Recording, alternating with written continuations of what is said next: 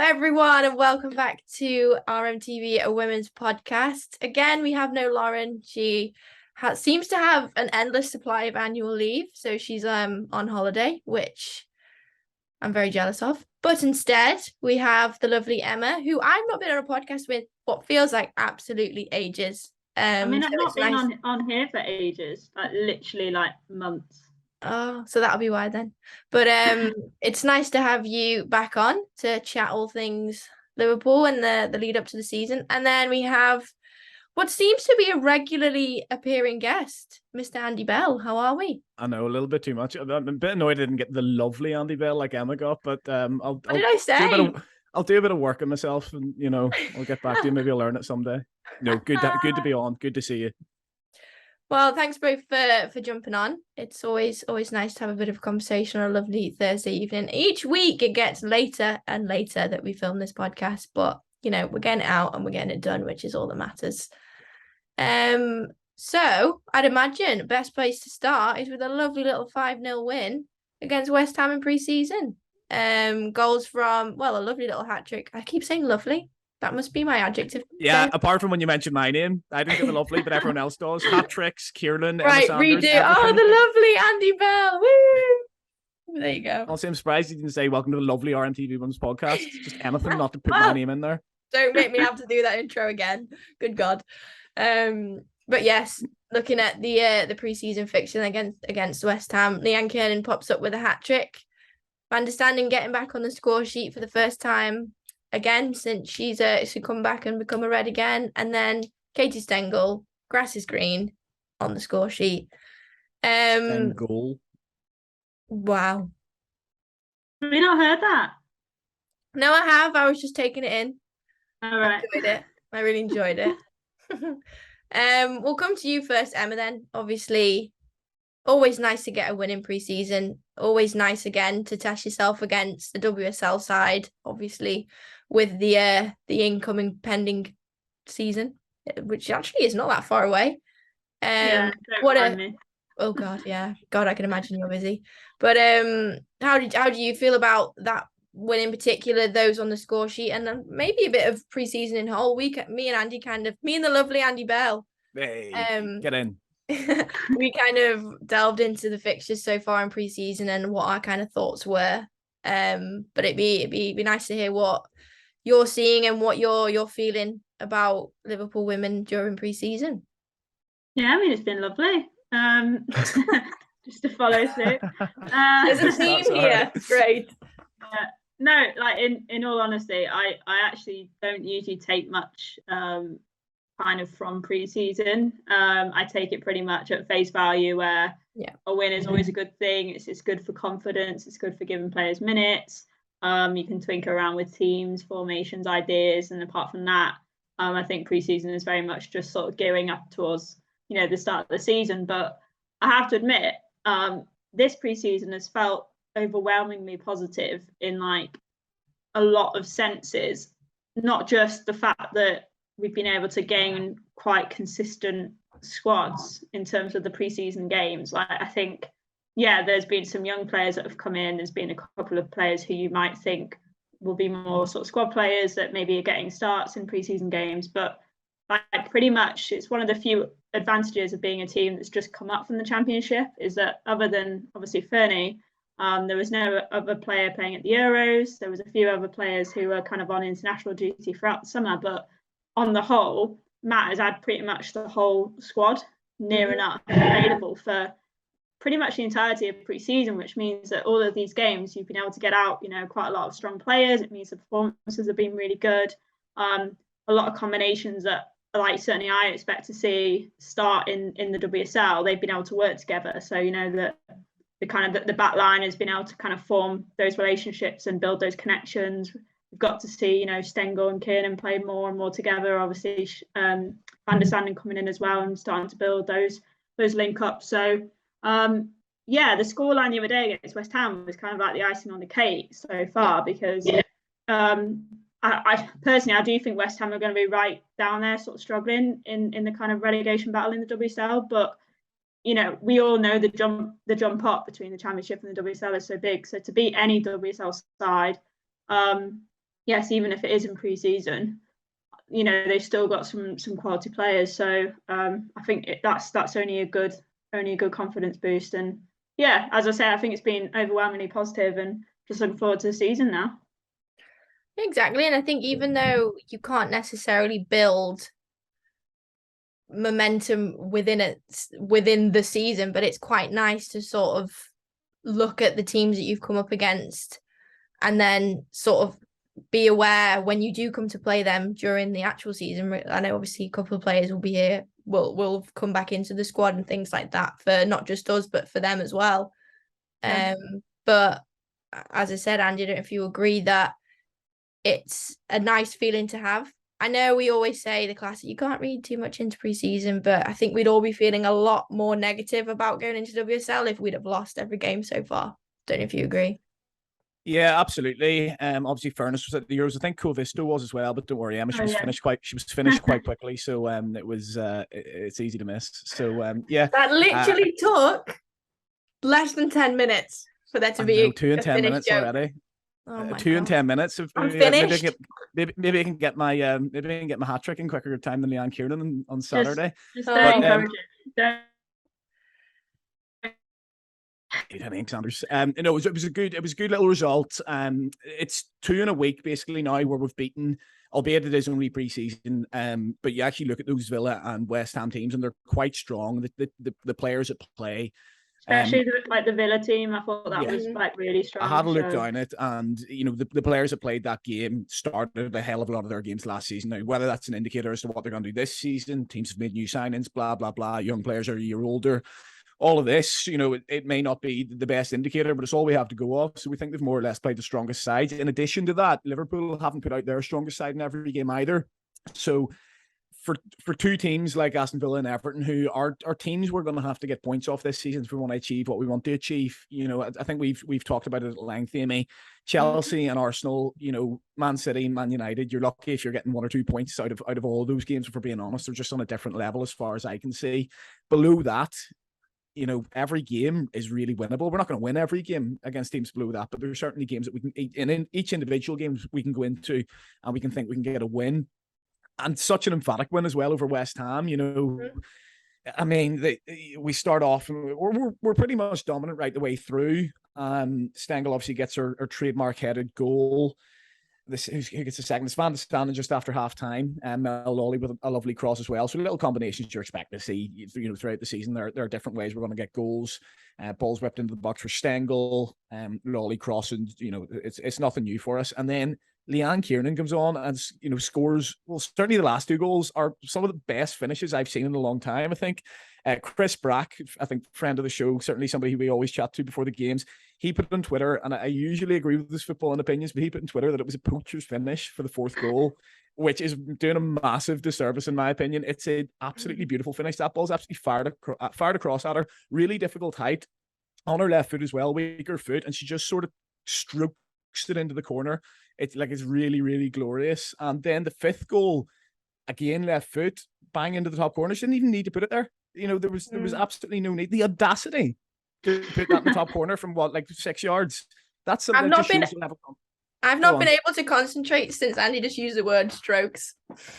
Don't know why. You know what? I thought that I make an accidental pun there, but I know. It's finished me slightly. Huh. Atrocious. You're just trying to, ever since that guy in the comments started like playing us off against each other with the bad jokes, you were just trying to outdo me. I'm not happy. I'm not coming on again. All right. Oh, please come on, the lovely Andy. But anyway, right. So the last finish is really, really good, and obviously she misses the penalty, but she's first to it by quite a distance as well. I don't think another player's even got in the box by the time she's got there.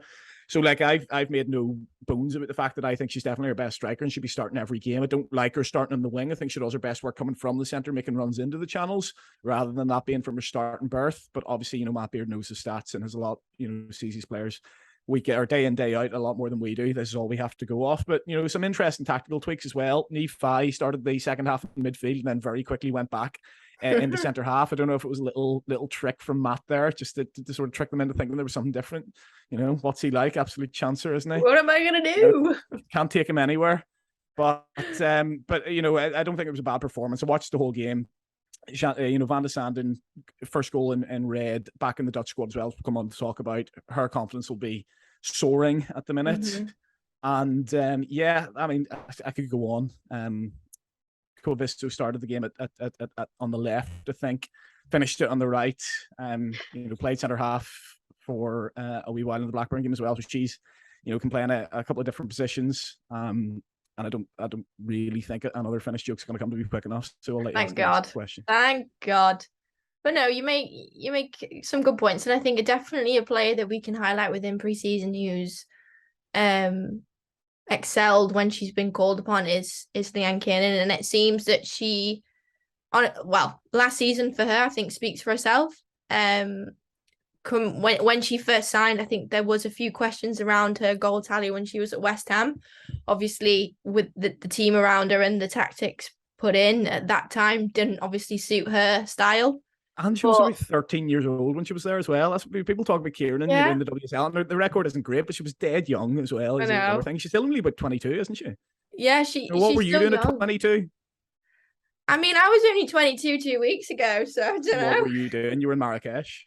I was doing. Fair enough. I actually think Leanne Kiernan should be jealous of you because you were in Marrakesh and she was in Loughborough. So just saying. Get it up, yeah. But she's definitely a player that has exceeded expectations. Well, mine personally from last season, she well and truly exceeded expectations. Just with you can look into it and you can look at the goals. Yeah, the goals are absolutely sensational, and she's got such a good tally from her from last season. But for me, like when you watch her actually on the pitch, the amount of effort that she's putting in, runs that she's making that sometimes come off, sometimes don't come off. She's always pressing the goalkeeper, the defender. She's always, it seems to me, going that extra mile to make sure that she is on that team sheet for the next game, whether that is through a goal, whether that is through even just distracting other players by making a run to make space for others. It feels like she is just in and around all the action and really puts in 110% every single time that she's on the pitch. And essentially that seems to be her confidence and her just ability to play freely. And that's kind of what it feels like. And obviously we hope that goes well into the season. And that little bit of competition with Stengel, when Stengel first came in, I think we saw Leanne Kiernan's drop a little bit. Obviously her goal tally wasn't as prolific throughout that period, but coming to you, Emma, do you think that sort of, it's not even a rivalry, but that sort of competition between Kiernan and Stengel will sort of push them both this season to perform and to score goals and be involved in all the action? Yeah, absolutely. I mean, that was one of the reasons that Stengel was brought in, was to, well, one, provide that competition, but also like they're very different like players. Mm-hmm. And I get Andy's point about him wanting to play Kiernan more centrally. I agree. I do think she's a better player more centrally, but I disagree in the sense that in some games, particularly in the WSL, Stengel being central, I do think is going to be more effective against certain opposition. And having Kiernan who can play out wide, I'd rather have her in the team playing out wide and having Stengel up front than having Stengel up front and Kiernan not in the team because Matt only wants to play her in that one role. So if you can get her to play effectively in two roles, which I still think she does, I think she is still effective in a wide role, not as effective as centrally. If you can get both of them on the pitch at the same time, then I'd rather that be the case. But I do think that the two will swap roles, perhaps throughout the season. I do think there might be maybe the odd opponent where Beardy might go with both of them up front, maybe. But I do think probably the vast majority of the time, I could be wrong. Be interesting to see how effective it might be in the first couple of games. But I probably think Kiernan will probably play out wide a bit like more, and Stengel will play centrally. But as I say, to have that kind of competition, if Stengel picks up an injury or if she's suspended for whatever game, to have someone like Kiernan who can just come into that central role, and then we have now enough wide players now that we've brought in Van der Sanden as well, that if there is a game where Kiernan starts up front, you can have Van der Sanden and Lawley out wide, then that's still a very good front line. So there's options there to rotate. Because Stengel's not going to play every game, Kiernan's not going to play every game. if you include the cup matches as well. So I think it's only a good thing, and it's really healthy competition, and to have them both, as I say, performing well, and Kiernan doing it in two roles is really good. Amy, you mentioned her pressing there as well, and like getting stuck in. I don't know if you've noticed, like obviously she was fuming, she wasn't starting, and listen, Stengel I think has been, if you wanted to take it like that, and I think you can sort of say there's been sort of a stronger team in the first half of some games and a slightly weaker team in others. Maybe he doesn't see it like that, but to me it looks like, there's a team out there that maybe 9 or 10 are going to start in the first day, and sort of a reserve team, so to speak, has probably been a little bit disrespectful. But Kiernan was obviously fuming she wasn't in the first team. I don't know if you saw when she came on, she absolutely careered into somebody. Definitely a yellow card in a competitive game, and then she went on a Durham tackle. Honestly, like, and she did it 2 or 3 times, like in between her goals as well. She got a hat trick, but she could have a hat trick of yellow cards quite easily if it wasn't a preseason game. And I like personally absolutely love to see that. Like, get stuck in, rattle a few challenges early doors. And if she can play with that fire in her belly, and even if sort of leaving her out for 1 or 2 games and playing Stengel up front, as you say, you could be absolutely right. Stengel's better suited to some games. That can keep Leanne Kiernan hungry as well, training every day. And if we get that version of Leanne Kiernan all the time, then we're laughing. Yeah, you are. And just to sort of finish on that point before we go on to a bit of international duty news, I think me and you mentioned it last week, Andy. I think it's so important now, being back in the WSL, that we have that squad depth that you mentioned, Emma, and we're going to be coming up against a lot of different teams and different styles. And as you said, one style might fit a Chelsea as opposed to, or one player might be more suited to playing against Chelsea, as in Stengel holding up the ball more to get the others up the pitch if we're having to defend quite deep. Or we look at West Ham, for example, who we just thrashed 5-0 in pre-season. You may go, oh, well, learning off the back of that, Kiernan might be better, breaking the lines and running through the channels. So I think, just to sum up that really, from my point, having more bows to your arrow, is that what it is? Is that the right thing? Yeah. Strings to your bow. Oh, that's the one, bows to your arrow. I don't think you'd have a bow to your arrow. Let's go with a bow to the arrow. Yeah, we're going to go with it. I'm going to roll with it because I'm not God knows where yet. that arrow ends up. Having more feathers to your bird. There we go. It is. But yeah, having more of those options, I think, is an absolute must for this season. So all positive. I presume you all agree. Positive yes. Vibes emitting to Liverpool women for this season. Yes, and just a quick other point, and like I'm a little bit of a football philosopher. I do prefer the short quick striker rather than the target player, which I've never said without saying target man before. So I'm really proud of myself there. Well done. I against sort of teams who have a lot of the ball as well. I actually think Kiernan. If you want to pump a ball in behind, Kiernan will chase it all day long, and you can end up winning throw-ins. We all know what the prowess Meg Campbell's throw-ins, exactly. So if you can get them turned and knock it out for a throw-in, or even like just put a little bit of pressure on, that can work as well. And say people always think the bigger striker is the way to play against those teams, but anyway. Can I just say how good would it be to have like five-a-side substitution rules? So you can get Kiernan on to like win the throw-in, and then as Campbell's like about to take it, Stengel runs on as her substitute. Like the NFL kicker thing. They just have somebody who comes on and kicks it. Like, can we not just get that from Meg Campbell? Anytime we get a throw in, just throws it in, then straight off. I'll make a little petition sheet, and we'll get that going around, shall we? I actually think we might win the league if that happens. I agree, Andy. But this podcast isn't finished yet. Anyways, moving on. It's never going to get old. It's never going to get old. Never. By the way, we said in our group chat as well. I don't know if anyone's seen. You guys haven't seen that. It's quite a famous TalkSport call-in where somebody comes on and basically says Andy Namey should be in the Scotland squad, and it goes like he can't get in the Scotland squad. He's finished. He's Finnish. And it's like, he's not finished, he's only 28. And that's like a really famous sort of line on Twitter. Like, he's not finished, he's only 28. Emma Koivisto is 28 on the evening of the derby. Not just the evening, the whole day. This is finally this joke. Just the evening. So many she's times not finished, she's only 28. It has to go on a flag. It has to.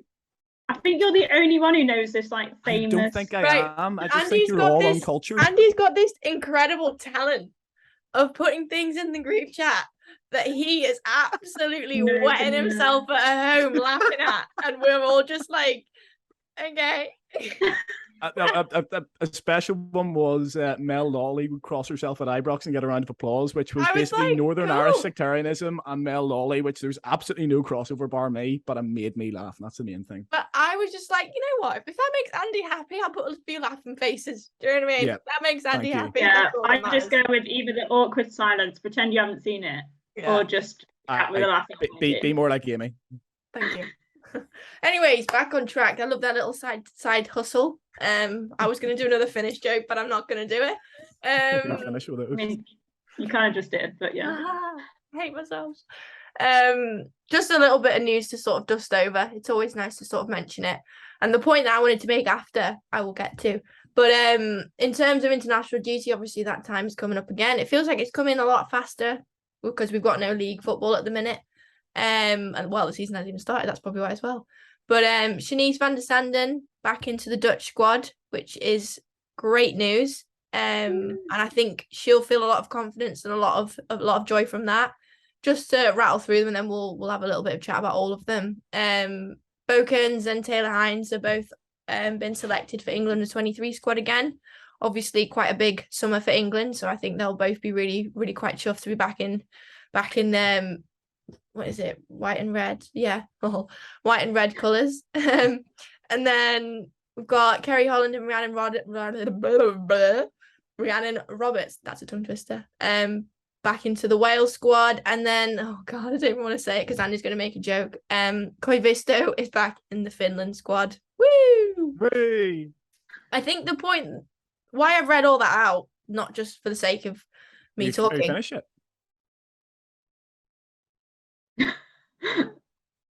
Can I also, can I let him leave? How can Kerry be in the Holland squad and the Wales squad at the same time? Oh, funny. My point was before Andy decided to be Michael McIntyre for a night, is that it feels nice. He's actually funny. Yeah. Michael McIntyre is actually funny. Oh, that's not nice. I'm not getting you a pint tomorrow anymore. But I think what's quite nice when listing all of those players off, and it took quite a long time to say, is like, I remember the time where like one person would go on international duty and they would be like one person and you're like, oh, that's nice. I hope they have a good time. But I think it shows like the caliber of players that we have, the caliber of players that we've got. And obviously we've got a lot of international players there now, which is really nice. And I've always said I've wanted a Dutch player that can go off and do the thing. And I know she was here before, but it's different now.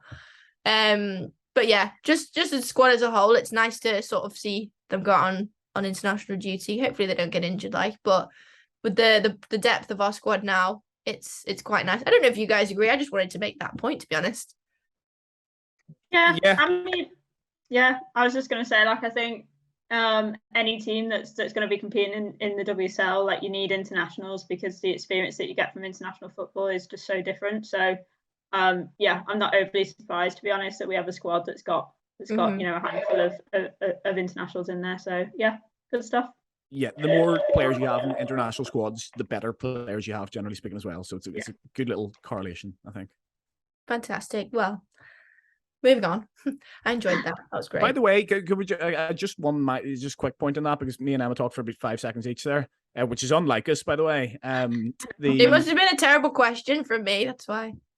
People forget, because the Euros was pushed back a year, that this is actually a World Cup year, and it's a notorious saying in football that the players play better in a World Cup year because they want to get in the World Cup squads. Now, we've got several players who are on the cusp of being in their international squads. You've got Jana Daniels, who's been in the Belgium squad, you know, quite a bit over the last few years.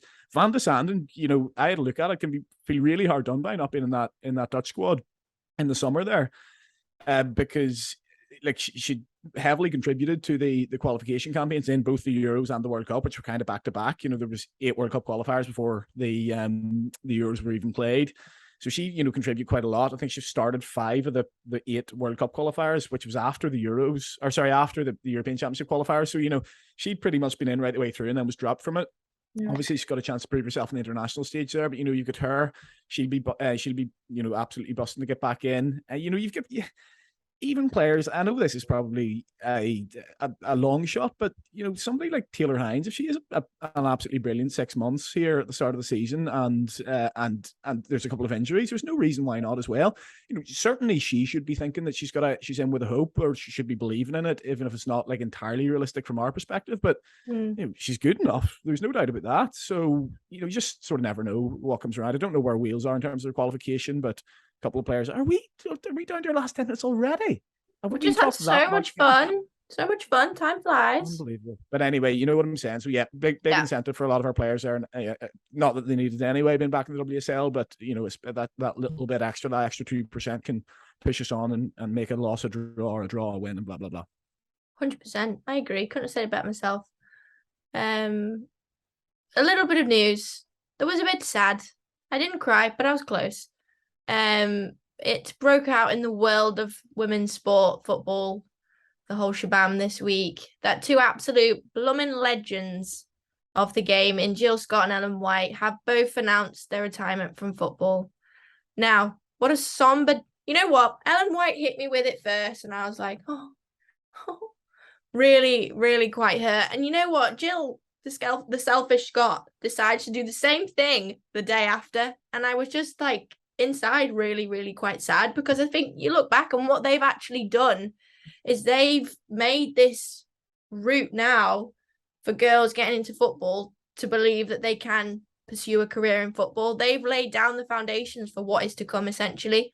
And I feel like both of them should be so proud of what they've done, not just their own personal accolades, but what they've actually done for women's football. And to see them both retire is just, it's going to be so strange, because they've all what feels like they are all that I've known when it comes to major tournaments. For example, Jill Scott's been involved in more than I've got fingers and toes. And Ellen White, goals, the same thing. So I think it's going to be super strange not seeing them involved anymore, and really quite sad. But as I said, they've laid down such a gauntlet for what's to come. I think they can be so proud of themselves, and hopefully they both stay within the sport some way. I don't know if what your thoughts are, Emma. Yeah, I mean, obviously, I've written a lot about them this week, so I'll try and say something that I haven't written on there. But yeah, I mean, exclusive. Go on. No, they're already out. If you haven't read them, Andy, then you're giving us an exclusive for what you haven't written. Oh right, yeah, okay. Yeah, well, I mean, if you, I know Jill Scott's done a couple of interviews, literally in the last 24 hours, sort of on radio and TV and stuff, and she said that she's very keen to work with the England youth teams and kind of give back her experience. And actually something which was really interesting was I know in an interview I think maybe last week, she said that one of the things she'd identified about herself was that she gets enjoyment from helping others. And when you speak to anyone who's played with her or who's worked with her, come across her at any point during women's football, that whether that be fans, media, players, coaches, etc., they always say it's the person that Jill Scott is and the kind of what she does off the pitch, which really stands out. I mean, there's no denying her quality and her ability on it, but that's, I think, the thing that people are going to take away from her and from her career. And I think she will stay in the game, whether or not that is in an official capacity as a coach, but certainly from a kind of an advisory point of view or anything. I can't imagine somebody of Jill's personality not being involved. And as for Ellen White, she's someone that is the absolute ultimate professional.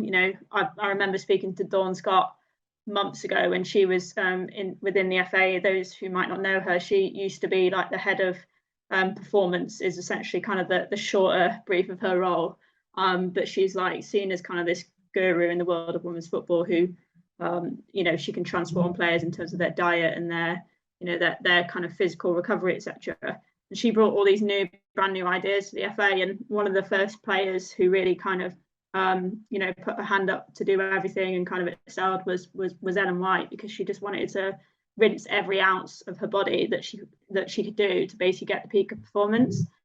So I think anyone who's following in her footsteps has kind of learned that, if you want something really badly, then you have to give your all. And she's one person who absolutely has. So couldn't speak more highly of them.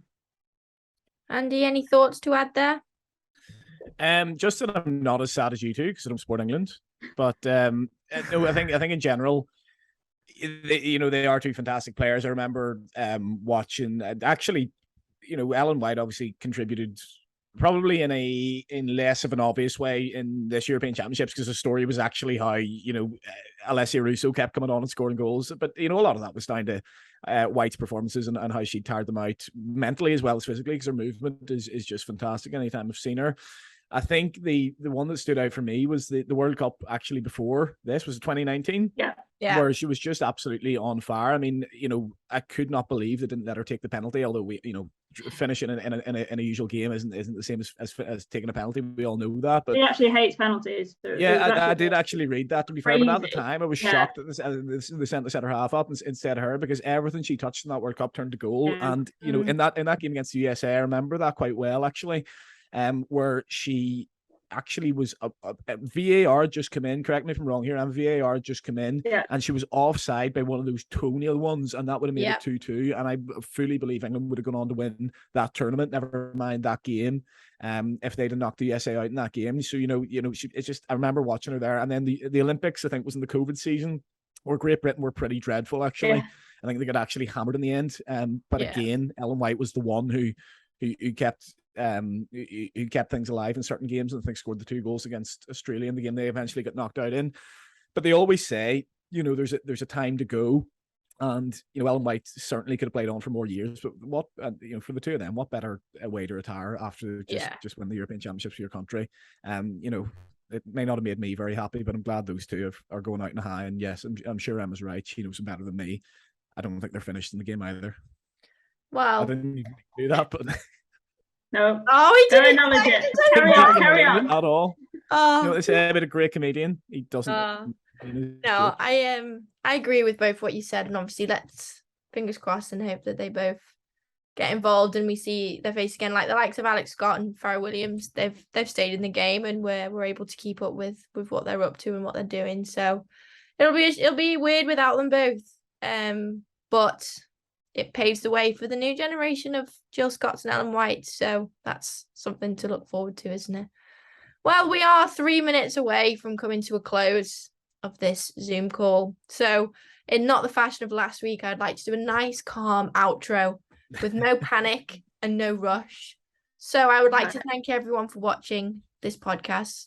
I believe it's episode 157, which I forgot to add in the intro. I knew there was something missing.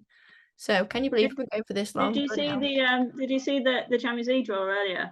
Carlo Ancelotti, when he was named like UEFA Coach of the Year, basically went through his like entire family tree, thanking everyone. Like literally listed his grandchildren and like his great grandchildren. Okay. It went on for so long. I think you should do that now. So then we get down to like the last 10 seconds. No, I can't. My anxiety can't handle it. I can't do that for you. Maybe so Lauren, if Lauren was here, she could name all the holidays she's been on the last 6 months. I know, literally.